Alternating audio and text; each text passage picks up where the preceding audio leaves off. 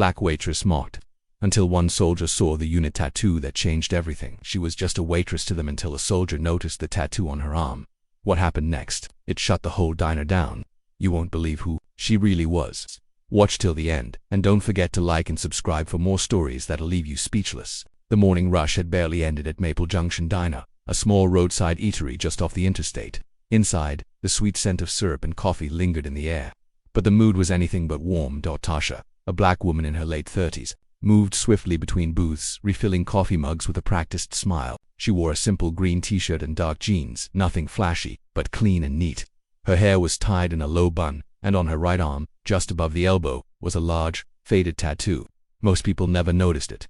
Those who did rarely asked. It was just another shift, until 5 off-duty soldiers in uniform walked in. They were young, loud, and carried the kind of energy that filled a room. Tasha greeted them politely and led them to a booth near the window. But as soon as she turned her back, the snickering began. "This place got budget service today," one of them chuckled. "Is she even trained? She moves like someone who just got off the street." Another smirked. Tasha heard it all. She had grown thick skin over the years, but the words still cut deep. Still, she remained calm, jotting down their orders without a word. What they didn't know, this wasn't just another waitress, and that tattoo on her arm wasn't just ink. As she poured one soldier's coffee, a comment slipped that made the air go cold. "Bet she's never held anything heavier than a tray." That's when everything changed. Among the group sat Sergeant David Collins, a quiet but observant man. He had served multiple tours and didn't usually join in the teasing. As his friends joked, he watched the waitress carefully. Something about her seemed different. Her posture, her calm under pressure, her sharp awareness of every detail around her. But then his eyes caught it. The tattoo. And not just any tattoo. It was a combat unit insignia, a very specific one. His heart skipped. "Wait," he muttered under his breath. He leaned in, squinting just a bit. The lines were aged, but unmistakable. A special recon unit patch only issued 2 elite field operatives. And right beneath it, words etched in block letters. "Done crying. Done bleeding but not done serving." David froze. He had seen that unit intraports, whispered about in his early days.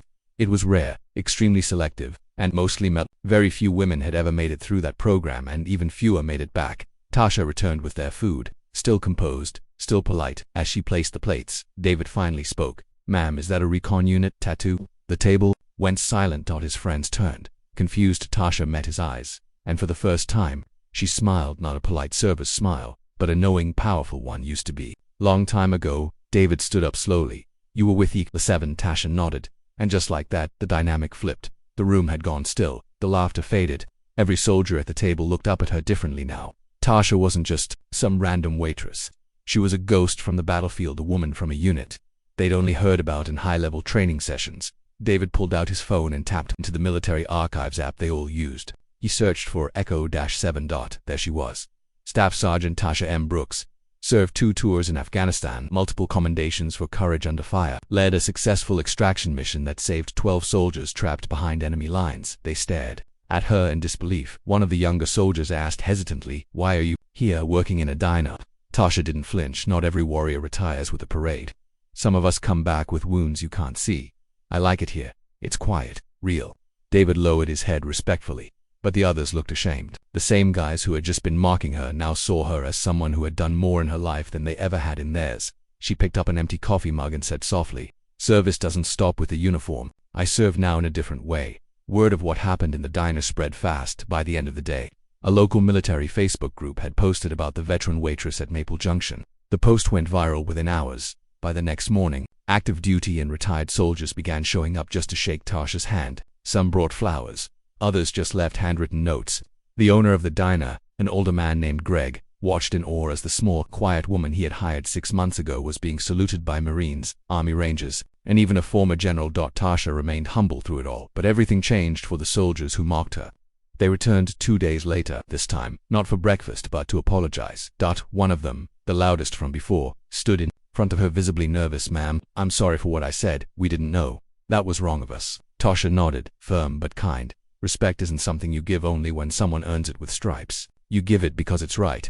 Every person behind a counter or cleaning your table has a story." The soldier nodded, eyes wide. He would never forget her words. Greg, the diner owner, later gave Tasha a plaque to hang on the wall. Staff SGT, Tasha Brooks, still serving, and that plaque became the most photographed spot in the whole diner. Over the next few weeks, Maple Junction Diner changed. People came not just for the food but for Tasha, not because she was famous, but because her story reminded them of something powerful. You never know who someone is just by looking at them. She didn't need medals or recognition. She didn't flaunt her past, and that's what made her even more respected. The military base nearby even invited her to speak at Veterans Day that year. When she walked on stage, in a plain olive green shirt and jeans, the entire audience stood to applaud her, and sitting in the front row were the same 5 soldiers. David later admitted to his commanding officer, "I learned more about humility in that diner than I did in boot camp." Tasha's story became a training video at the base, used to teach respect and awareness. Meanwhile, she kept doing what she loved, serving people, smiling with grace, and wearing her tattoo with pride. Because while many saw her as a waitress, those who looked closer saw something more: a leader, a warrior, a living lesson in dignity.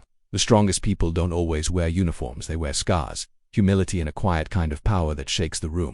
If this story moved you, hit like, drop a comment, and subscribe for more true tales that make you think twice about the people you pass by every day.